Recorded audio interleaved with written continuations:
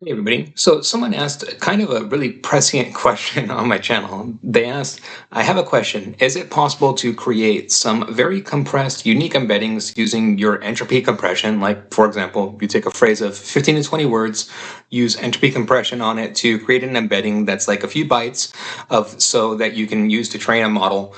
Then the output entropy embedding can be decompressed back into its unique text, similar to sonar embeddings. But the problem is, even if they can capture meaning, they just explode. So, for example, 1 GB of text can result in 15 or 20 gigabytes of embeddings. And they're extremely right with that last part, right? So the first part, can I do it? Yes, absolutely, 100%. We'll look at it here, transformers for compression. Second part is, should you do it? And the question is no. Not with transformers, and as we'll see here, because of the reason that they very explicitly lay out. But if you want to see a method where you can actually do that, I'll showcase that for you as well. Up front, with the method that I'm going to showcase for you that actually works as the person is describing, most things I fully open source on this channel. When it comes to compression, very specifically, the way that I look at it is that when it comes to compression, corporations in general are much more interested in it than the average consumer. And then so that's kind of like the one piece and the one part that I can, play with in that regard. So what I'm going to show you with regards towards an actual solution here is if you're using it for personal use, feel free. If you want to use it at all for any sort of commercial use whatsoever, for an ounce of commercial use, reach out to me first. No, you do not have a license to. But so let's dive into for transformers for compression. Sure, you can do whatever you want with this. So diving into transformers for compression first. Very specifically, it's 100% exactly what they say here, right? That it's just the problem is that it explodes the embeddings, and then so I set up because the size is it's just bigger to do it than it is to to store the weights, right? So in this instance, I create a model and I make some modifications to transformers overall, very specifically for this purpose, right? Like transformers generally as a architecture is a next token predictor, right? But I want it to be a next token memorizer. Like I want it to flat out memorize the data set, right? Like plain and simple. Like if I give it Harry Potter, I want it to memorize Harry Potter. And then so let's go, right? And then so that's kind of what I do in this instance. And so I make the modifications so that the model can do it. And then I test can it get perfect recall? And then I get it to 98% even with these modifications, right? And then so I go harder, I go ham on it. And then I do I am able to so second instance here. Cool, 100%, right? So I make some deep modifications to essentially the architecture overall. And again, so for this, for transformers for compression, compression, exactly what I do here. And what I do is all the modifications that I make for this, it's cool. do whatever you want with this for learning purposes and whatever you want. But again.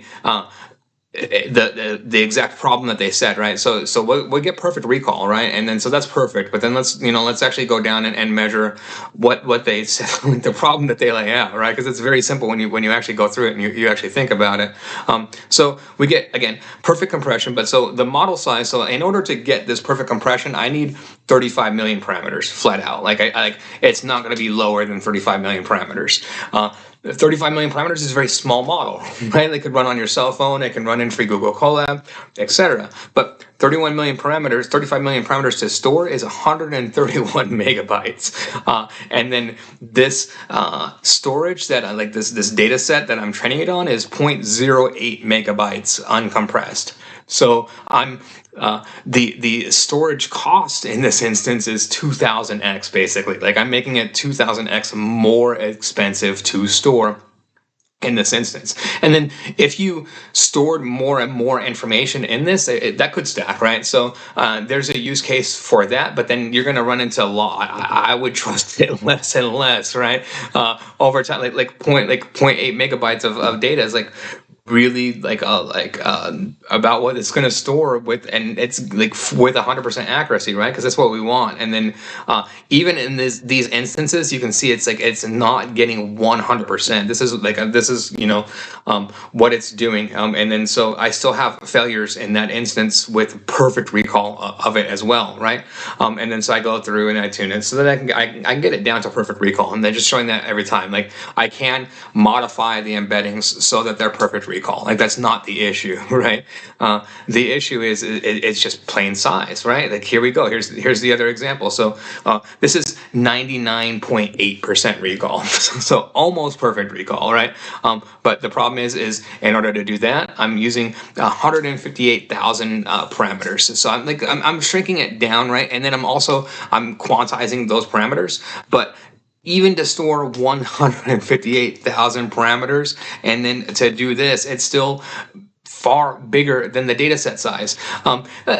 So in this instance, it's coming out to like 0.15 megabytes. But again, it's half the size of this data set that we're using up here. And then the data set that we were using up here is 0.08. So it's 0.04 megabytes. And then the absolute smallest that I can get is 0.15. So even then, it's still a magnitude of 3 times bigger just to store the weights, right? And I can't get around that equation, just like they said. Like this is the absolute smallest, 99.8% accuracy, extremely small model, 158,000 parameters, but still even and quantizing the parameters, right? Then I go in and I compress the parameters and I quantize them down, and then but it's still.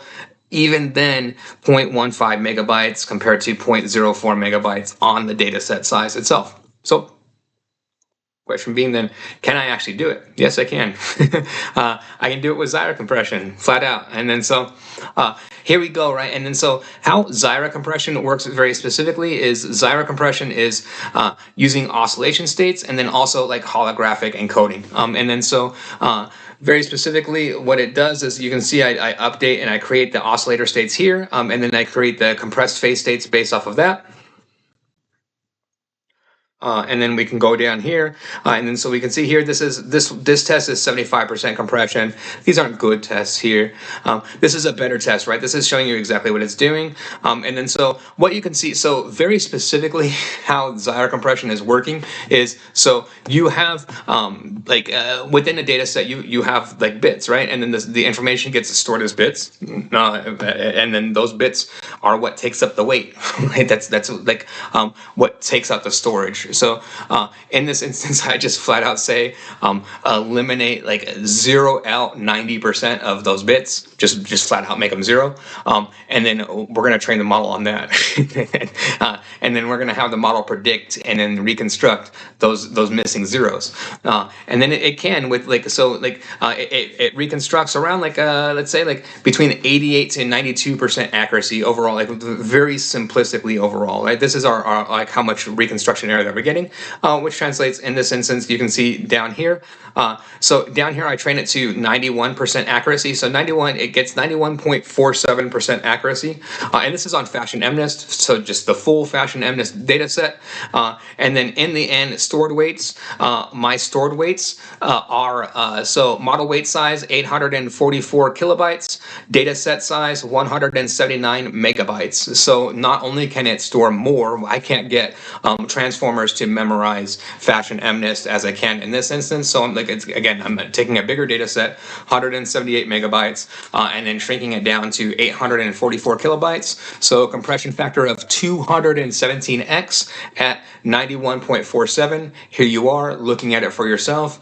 Zyra compression is not fully open sourced. It's open. You can utilize it again for personal use. If you want to use it for an ounce of corporate use, you have to reach out. And if you like this type of content, please like and subscribe. Thank you very much.